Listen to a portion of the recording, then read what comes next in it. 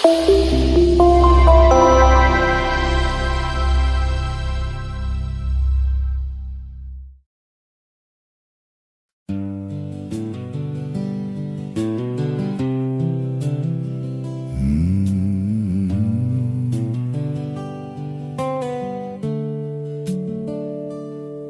sagana, masarap sa dibdib. Parang sa wakas, may silbi ang puyat.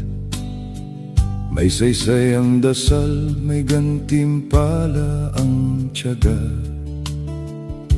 Ngunit hindi ito panghabang buhay. Dumarating ang araw na kailangan mong ulitin, hindi dahil kulang ka, kundi dahil may mas mataas pang kailangang akyatin ang buhay. Ang natatalo ay hindi laging mahina, may mga laban kasing hindi patas ang simula. May proyekto, may pangarap na hindi pinansin dahil lang hindi ka kilala. O hindi kasing lakas ang boses mo, pero ang talo ay hindi wakas. Bumangon ka, bumangon ka, hindi pa tapos. Lumaban ka, lumaban ka. May saysay ang laban.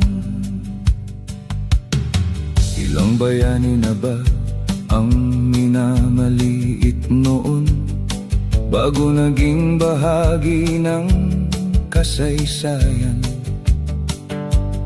Ang bumabagsak ay hindi palaging tamad.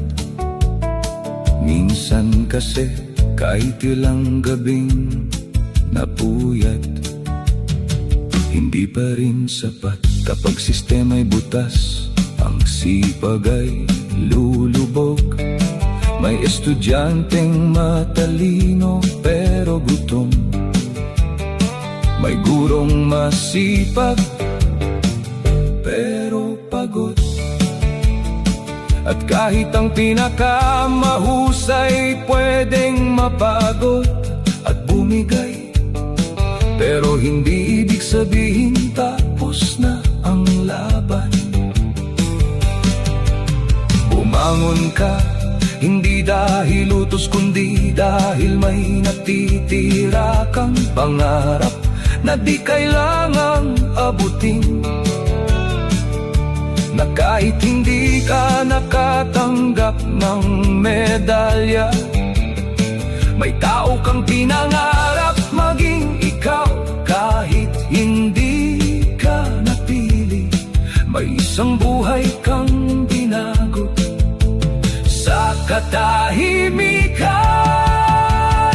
Bumangon ka, bumangon ka, bumangon ka, bumangon ka. Hindi pa tapos.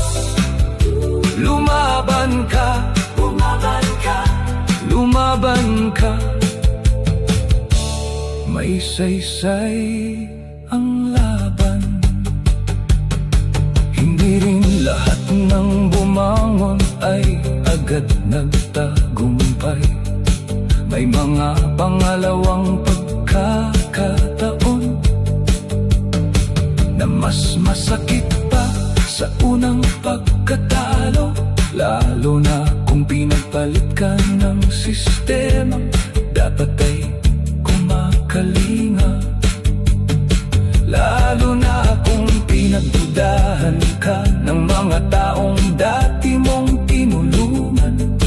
Ngunit ang bumabangon kahit ilang ulit ay may dangal na hindi kayang itumba.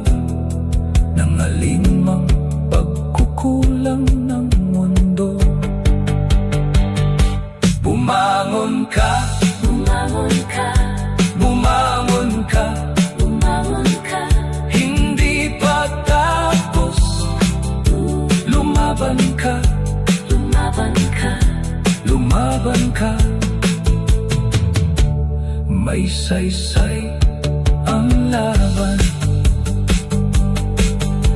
hindi man palaging panalo.